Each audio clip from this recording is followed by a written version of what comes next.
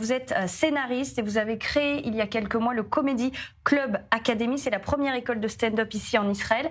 Alors première question, est-ce que les Israéliens, les Juifs peuvent réellement rire de tout alors que c'est quand même une période assez compliquée en ce moment pour eux? Eh oui. D'ailleurs, bonsoir Océane, merci de me recevoir. Oui, c'est une période où effectivement il faut rire de tout. Et tant qu'on le fait avec bienveillance, tant qu'on le fait aussi avec de l'autodérision, à se moquer de nous-mêmes, et tant qu'on le fait dans l'objectif, en tant que Juif et Israélien évidemment, dans ce cas précis, de le faire pour garder le moral. C'est le plus important. Parce qu'on a pu voir évidemment que les terroristes, nos ennemis, essayaient vraiment de nous détruire le moral et de nous attaquer sur ce terrain-là. Donc nous, on contre-attaque. Voilà. Donc rire, c'est une façon de montrer qu'Israël n'a pas peur et les Israéliens sont encore debout. Mais je crois que si le peuple juif a eu un tel sens de l'humour dans l'histoire de l'humanité, et on en connaît, des juifs qui ont créé l'humour, Ashkenaz, Séfarade, c'est bien parce que il est né aussi de souffrance, et il n'y a pas de plus belle résilience que l'humour face à la souffrance. Alors, vous avez donc créé cette école, c'était au mois de février dernier, donc période extrêmement difficile, encore une fois, pour le peuple israélien, le peuple juif. C'était aussi une manière de montrer un message pour vous?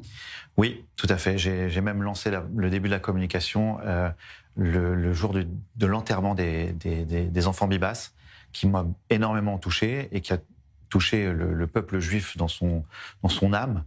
Et c'était important pour moi de passer un message un peu fou à ce moment-là, de dire on arrivera à passer le cap, on arrivera à survivre à cela, et on en rigolera plus tard, parce que il est important pour nous de survivre. C'est ce qu'il faut absolument faire. Il y a aucune autre solution. Et alors concrètement, donc on est dos au mur et on va rire de la situation pour transformer les problèmes en vannes, en humour. Et concrètement, cette école, elle est destinée à qui? Il y en a 2 en Israël, c'est ça? Alors, il y a qu'une seule école francophone en Israël qui fait de l'humour, c'est la première.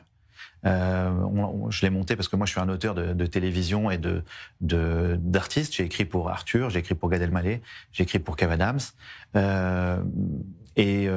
C'est la première école qui s'est créée ici en Israël.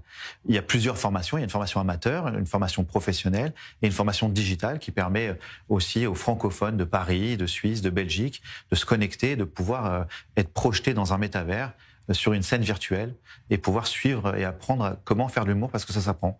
C'est comme être chanteur. Alors on ne devient pas Céline Dion, on ne devient pas Gad Elmaleh, mais on apprend à chanter, on apprend à faire de l'humour, on apprend la construction d'une vanne, la construction d'un sketch.